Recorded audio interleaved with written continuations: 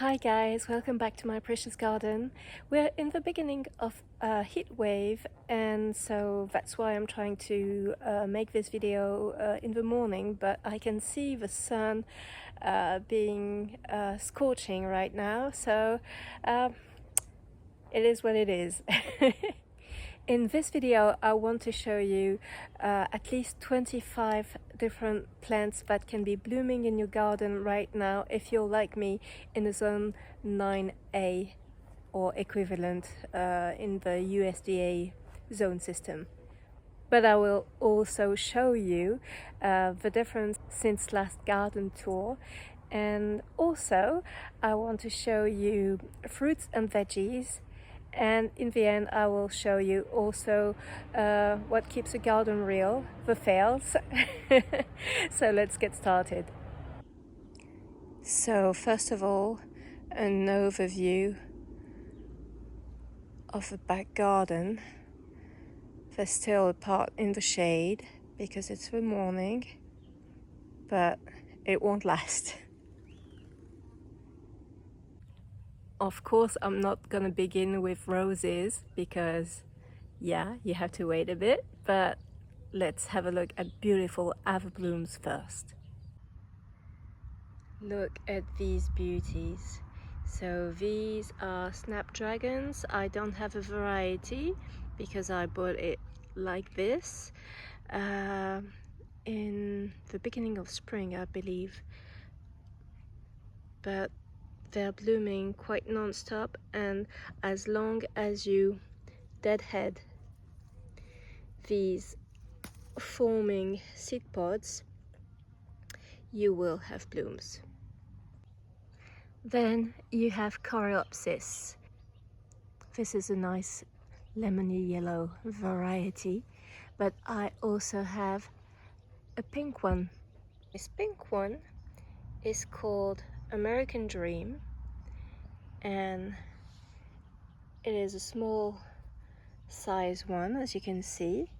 And when I bought it, I divided it in 2 or 3, I can't remember, and I have it flowering in different parts of the garden, and I really hope this one makes it till next year because I really like it. It is so cute and nicely flowering. 1 week ago I decided to go and buy a different one. It's this one.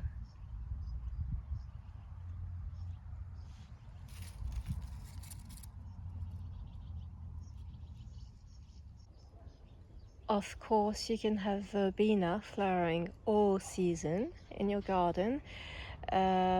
This one is in like part shade, but it really likes sunny position. So if you have a full sun position, you can put it in.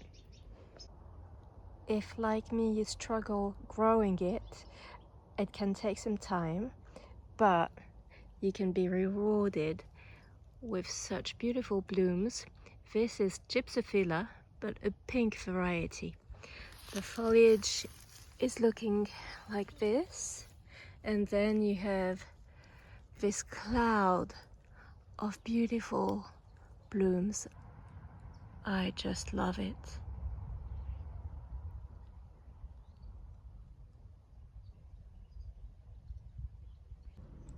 Something less common but blooming at the moment in my garden is this heptacodium.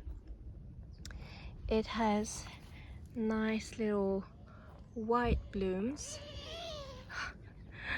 Sorry.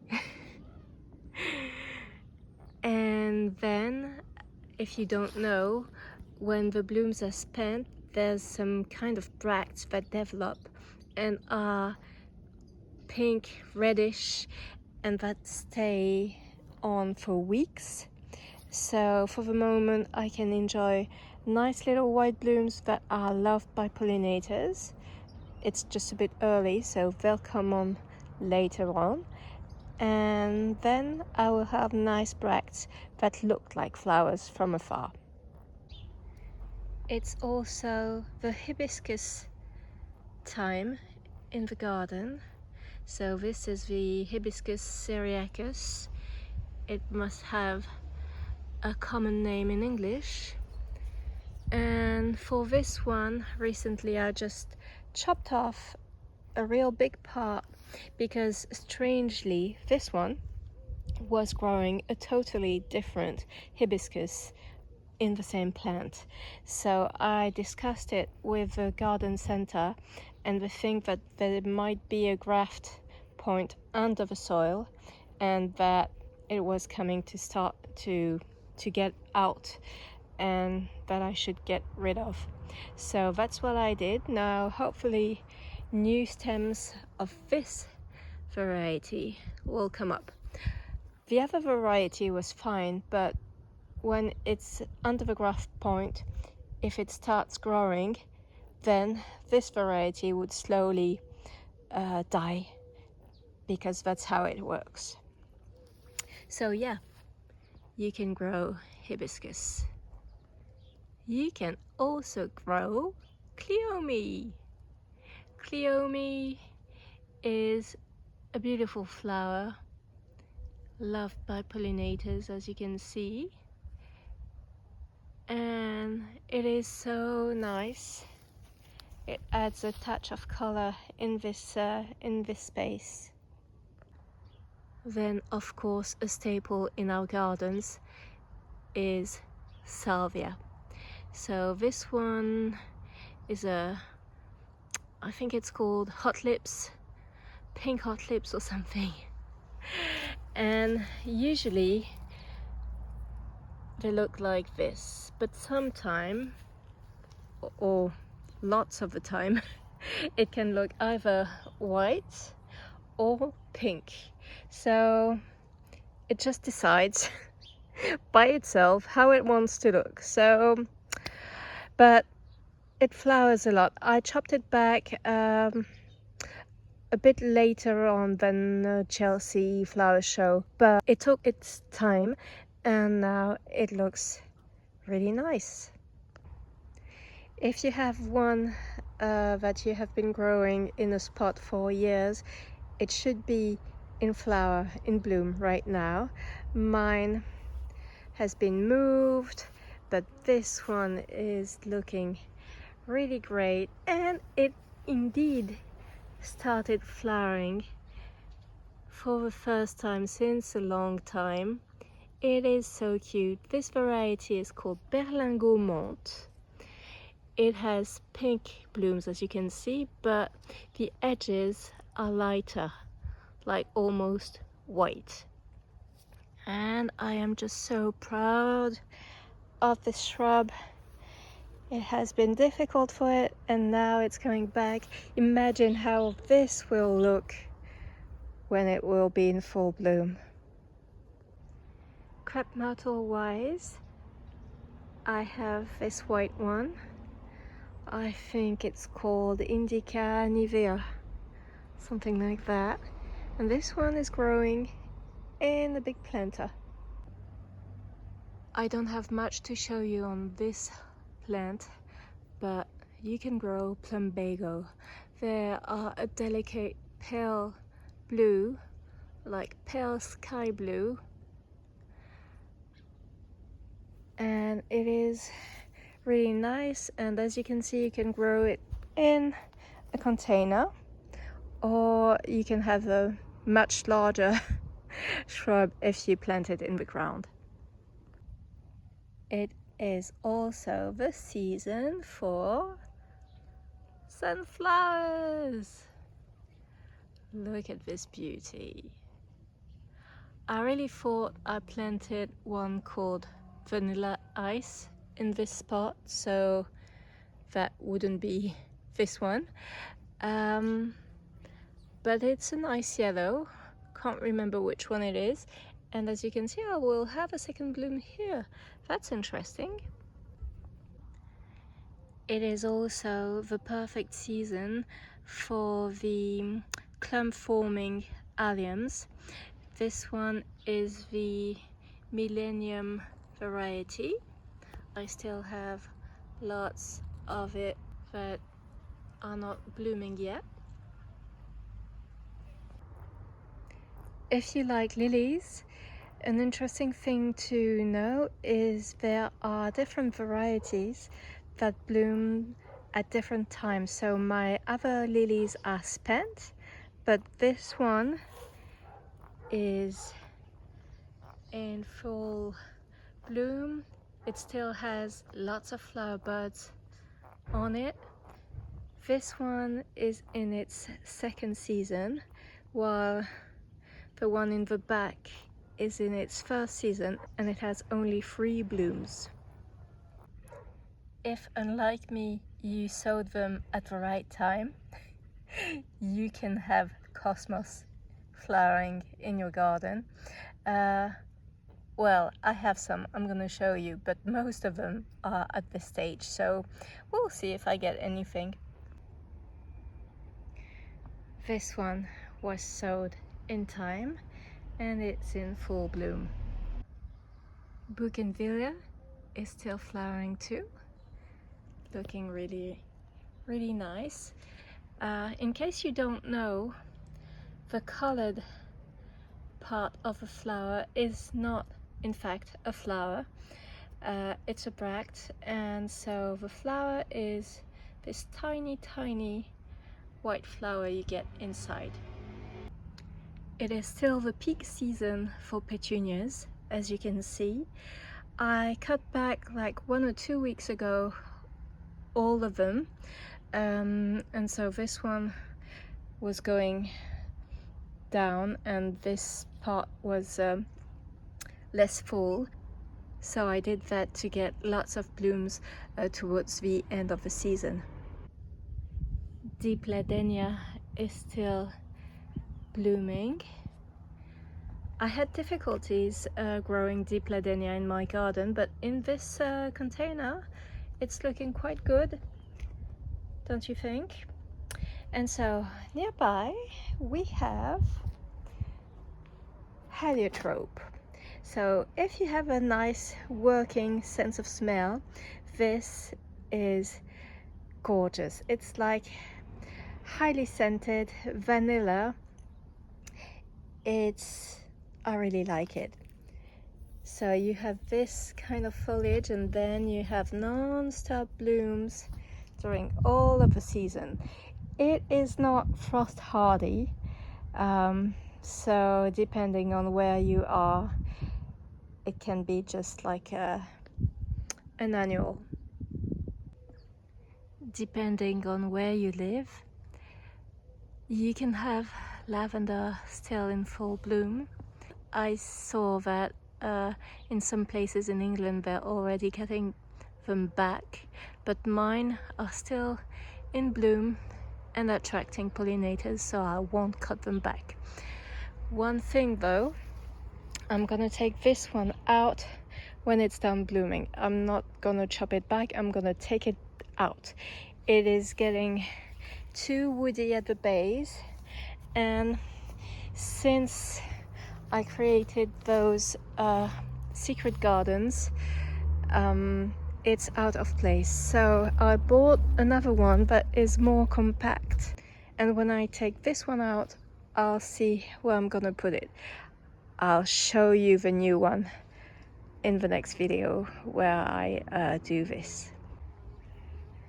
And of course, as it is during all the season, it is the time to have goras in bloom. They're just magical to have in the garden. Okay, they're kind of messy, but it's like a cloud of flowers, really loved by pollinators. And you can have this variety, you can have this variety that's starting to be in the sun, which has variegated leaves. You can have, sorry, this one is in the shade, pink one. I'm gonna come closer. So that's how the pink one looks. It is really nice in the sun. It's this time of the season where I can show you everything. Everything almost is in bloom. So here are some phlox. This one is Phlox Davidii, and as you can see, I have side shoots. which are about to flower. Another Phlox paniculata called Europa. August is also the beginning of the dahlia season.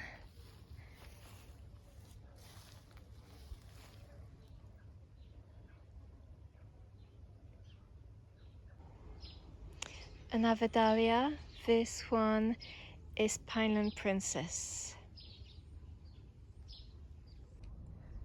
This dahlia is really impressive. It's called Islander.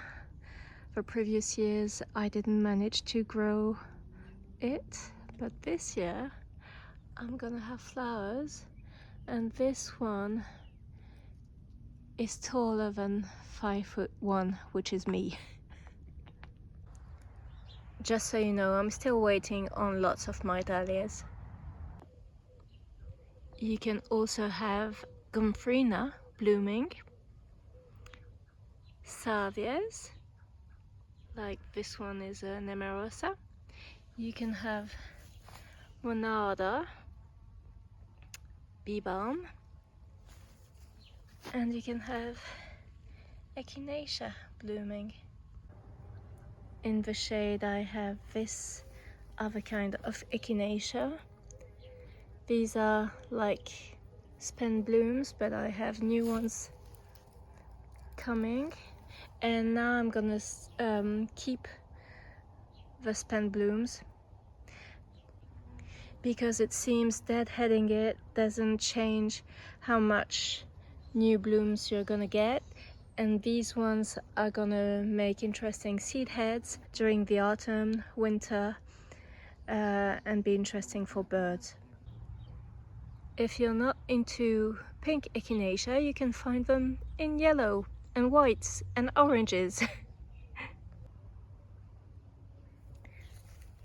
Penstemon too are still blooming.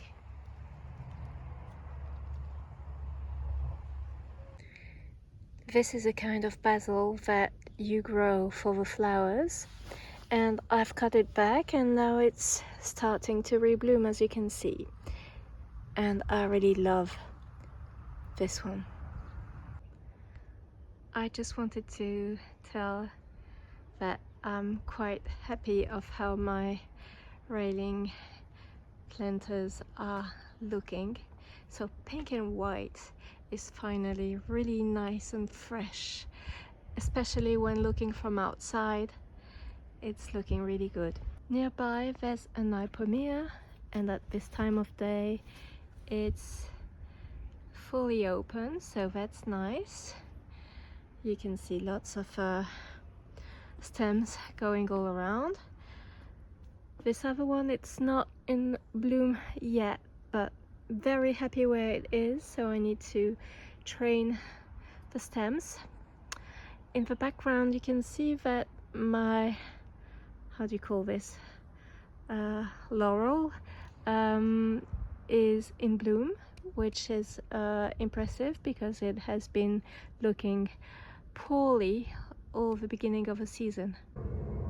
Scabiosa is the kind that flowers all season, and as you can see, it is loved by pollinators. Oh, I'm so happy it finally made it. I moved this volunteer zinnia some time ago, and it stayed tiny because I think it's not happy here, but look at this beauty. So yeah, it's also zinnia time. I have this one that is really happy where it decided to grow. These are all volunteers, but these ones I left them in their preferred spot.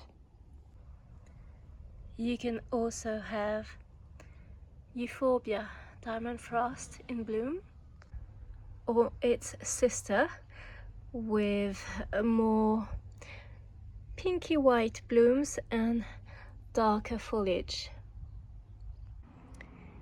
You can have Ageratum flowering. This one is flowering now because I started it late. This one is in the ground, and I have this one in the pot, not behaving the same, but they are exactly the same. Another nice flowering plant that is uncommon, it's a ground cover, and as you can see, it wants to cover even other pots. The flowers are really tiny. They are loved by pollinators, and yeah, very easy. This all was one plant, if you can imagine, like 1 year ago, a small plant. Can you see this butterfly? It's so unusual. It's like orangey yellow. Here are some other plants that can be flowering for you at this stage. You have dianthus, you have pentas, and these two came to replace a fuchsia that died on me. About climbing plants, you can have star jasmine. This one is a pink variety. It's still in its pot. I'm trying to wait for cooler temperatures, beginning of fall, maybe September, to plant it. You have gerbras. This is a tiny shrub I bought at a plant fair in spring called acnetus. This time I have a flower to show you. Look how precious it is. And it's non-stop blooming since spring, so for the moment I really recommend it. I have to see, yeah, I see some roots. I'll have to see how it goes in the ground. Hostas can also be in bloom at this time. They can look a bit messy, but this you can clean, this you can cut back. But I really like the flowers, and I'm not the only one. One strange thing happening is I have a primula trying to bloom in August. This geranium is flowering again after a long pause, and nearby we have this one about to bloom, and this one is Japanese anemone. I also wanted to show you this proven winner plant that is good for having flowers in the shade. It's called Torrenia, the plant, and the variety is Summer Wave Large Violet.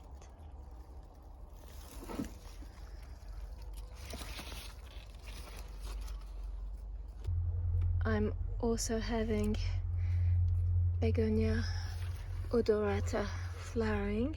These are in the shade, and the same exact variety in the sun looks like this.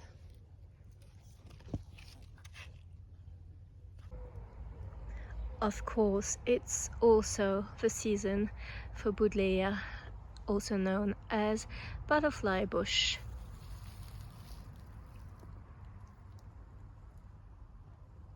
These ones are also really good bloomers. This one and this one, they're really like scorching sun, as you can see. And that will always be the case when you see thick leaves like this. They're kind of reserves of water for them.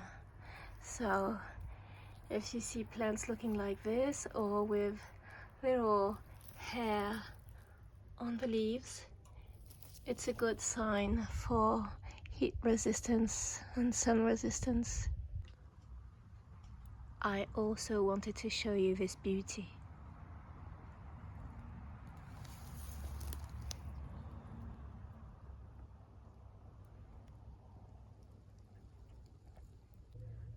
I also have one sweet pea still trying to bloom. Heleniums have started to bloom. Nearby I have one called Aesop in French. it has other names. It's a very easy plant. I think it's the first season it's flowering. I had it in a small pot last year, I believe. And yeah, really nice.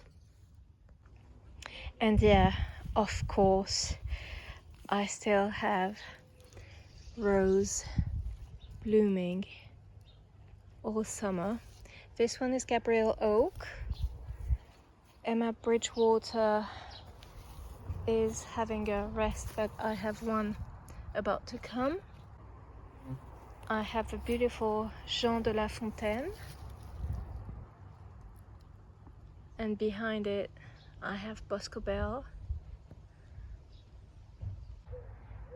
This one is Vanessa Bell, and as you can see, during hot weather it doesn't really stay yellow, but it still looks really nice. This tiny one is Scarborough Fair.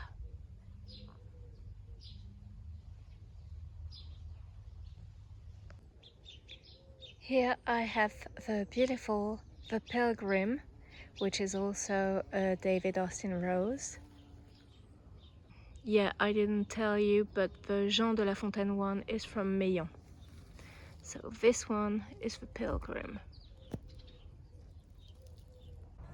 And here we have Royal Jubilee.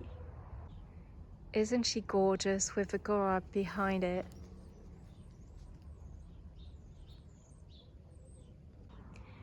Here we have Princess Alexandra of Kent. This one is spent.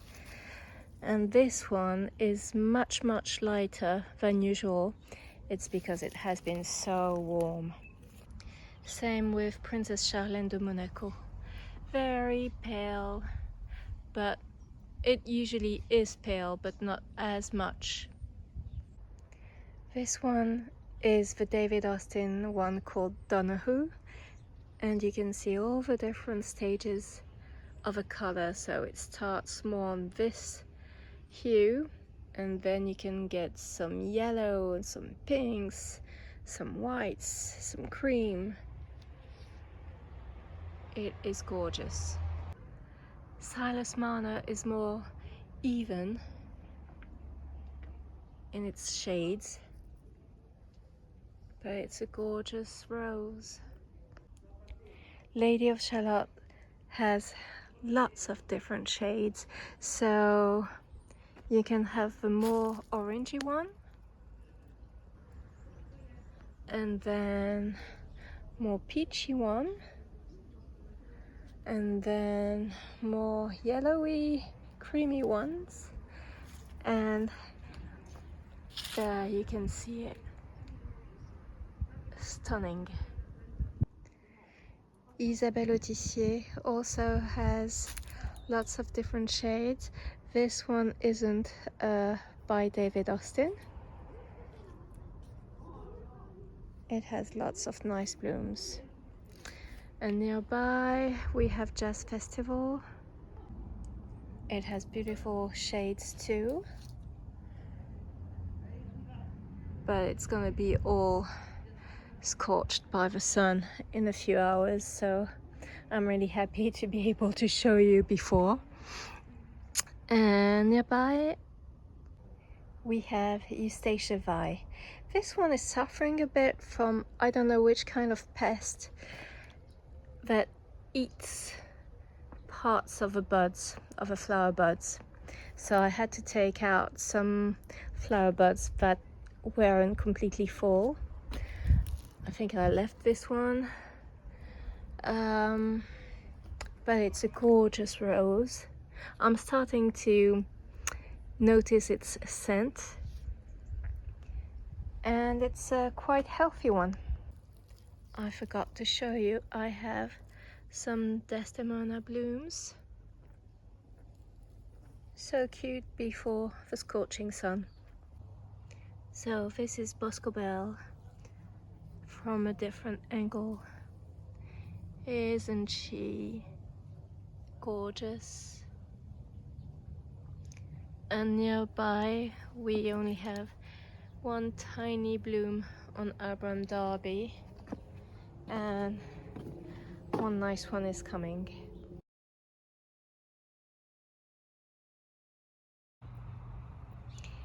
Did you know that these kind of hibiscus have edible flowers? So depending on which one you try, some are more sweet than others, but they're all on the sweet side. So that's something really nice to have on your plate.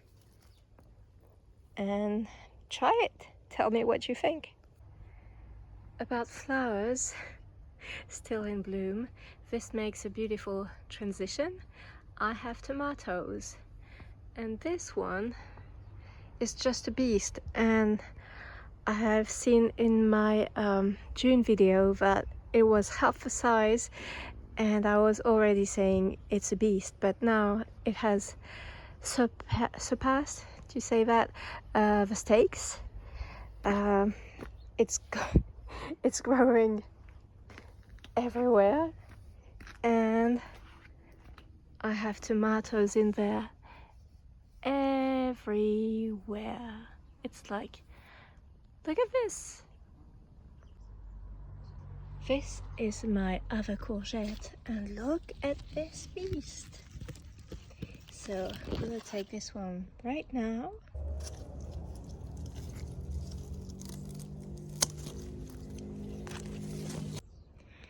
So in the harvesting basket that I showed you in my last short, there's the courgette. I have found some strawberries, some tomatoes in this jungle. I still have strawberries there that I need to pick, and yeah. Veggie wise, I also have lots of peppers. I try and harvest very often.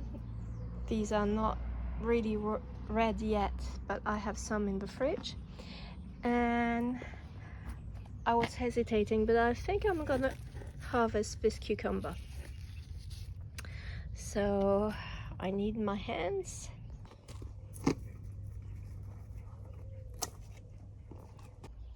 This one is smaller, so I'm gonna leave it for now. More strawberries to pick. Let's see. Oops.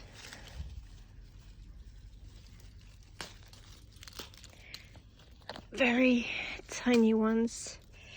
It might be the end of a season for the strawberries, especially with that heat.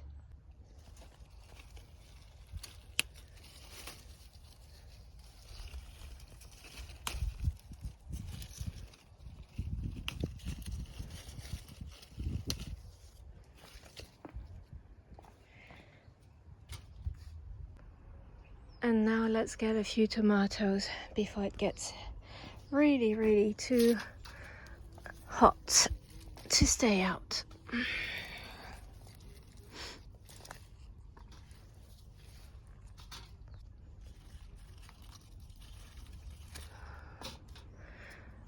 I don't know if you can see, but this one is starting to get spider mites too. You can see it there. So I need to get the most of it before it really needs to be removed. And this is a really good variety. It's called Trilly.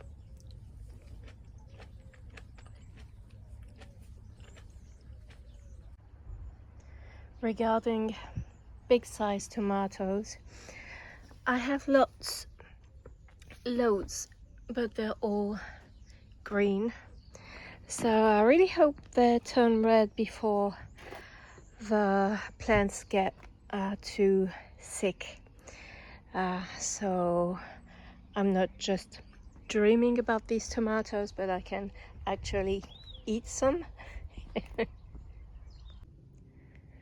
Talking about fruit and veggies, I have aubergines This plant is really productive.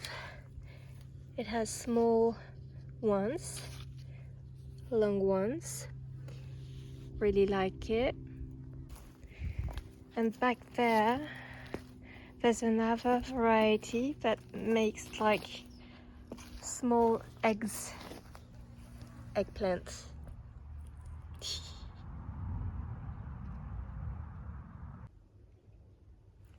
Talking about fruits, look at my dwarf peach tree. They're now looking beautiful, although very, very tiny. So I'm giving it lots of water. It has lots of sun and it seems mostly happy.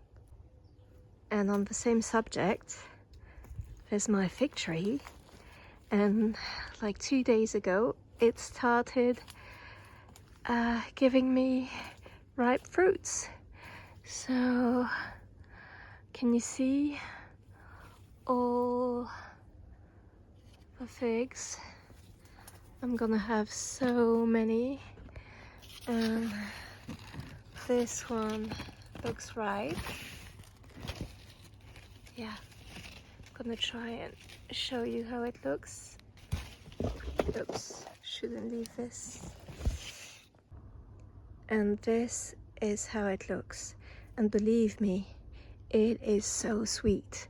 So I really need to keep on harvesting them before they get too ripe, otherwise some wasps are gonna be there before me and it will be the end of harvesting season for me. So yeah, lots of figs. This is today's harvest. 1 courgette, 1 small cucumber, cherry tomatoes, strawberries, figs, and a few basil leaves. Something you might notice is that it's the end of the flowering season for agapanthus and for alliums too. So I took out all the alliums except the clump ones, and see, agapanthus look like this. So if seeds, the flowers were pollinated, you have seed pods, otherwise you just have sticks. And the daylilies are also not blooming anymore at this time of year. Some of them are reblooming varieties, like these two. Well, not this one because it's not the one that I was supposed to get. So yeah, that was about the blooms that are finished. Yeah, wanted to show you. This is the geranium roseanne that I planted a few days ago, maybe 1 week now, and look, it's blooming. And I had taken cuttings, so it looks mostly nice. I think this might be spider mite damage,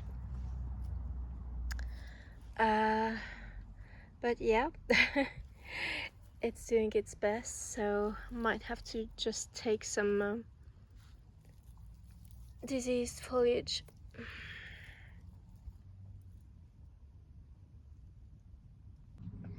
These are my geranium roseanne cuttings, and as you can see, I have other plants that have volunteered in there, but they're doing okay.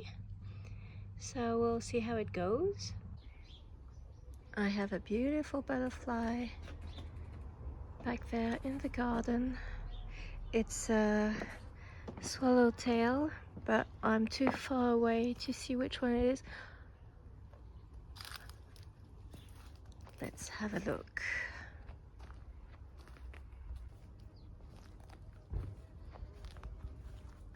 Oh no, it's going in the hedge. Oh, coming back.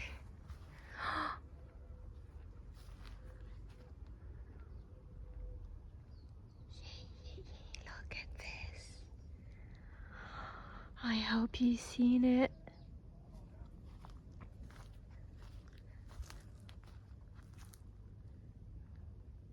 on the rose. So nice.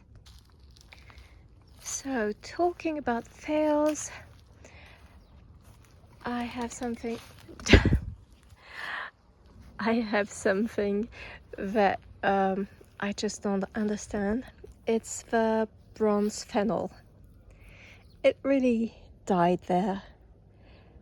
Maybe it's the soil too compacted for it, but I don't know. The lavender is okay, the rose is okay, the millennium are okay, alliums, but the fennel is looking awful, and I'm not sure it will be able to go to seed. I think it died too early. Maybe it was spider mites. I don't know. About fails, I think I have trouble with these hibiscuses. This one didn't even flower. This one flowered a bit, but they really don't look as lush as I can see on some videos, so I'm not really sure what to do with them next year. And the problem with spider mites is they like really dry climates, so one easy way to fight them is to put water everywhere. But if you put water everywhere, you have a worse powdery mildew problem. So yeah. A nice flower to talk to you about the fails. I have lots of powdery mildew in my garden this year, and worse than that, I have spider mites like everywhere. But as you can see, I can still manage to get a nice garden. It's just a pain. I've seen it on the crabapple, I've seen it everywhere. About courgette, we're more on the fail side. Talking about fails, it's not always about saying it's horrible and no nuances. What I mean is, this plant looks like nothing here. It's like the first feeling is I hate it, but it's more I hate it here. It's completely compacted between the petunia, the salvia viridis, and it looks like nothing. But I've seen a video recently on YouTube where it looked really nice. If you leave it its room, it makes like a rounded bush of these nice cute tiny flowers. So I think I'll have to move it, or well, I have to rethink it at least to give it some nice space. One last thing, I am joining a potato grow along, so I'm gonna plant these really small potatoes just in there. I'm gonna put some compost, or small base of compost there, put the potatoes on top, cover them a bit, wait, water, then wait, and then when some greens come up, I cover them more and more and more, and that's how you get potatoes in a pot. Instead of little rocks at the bottom, I'm just putting these dead stems. A thin layer of compost is in. Now I'm just gonna put the potatoes there and cover them up. And I'm just gonna cover them with some compost like this. So now they're covered, you just water them and be patient so you wait to see some green. So this is gonna be it for today's video, you guys. I hope your garden can still be watered, or that you have rain, and I hope you enjoyed this video. I enjoyed making it, and I'm gonna enjoy eating what I have harvested, and see you in the next one. Bye!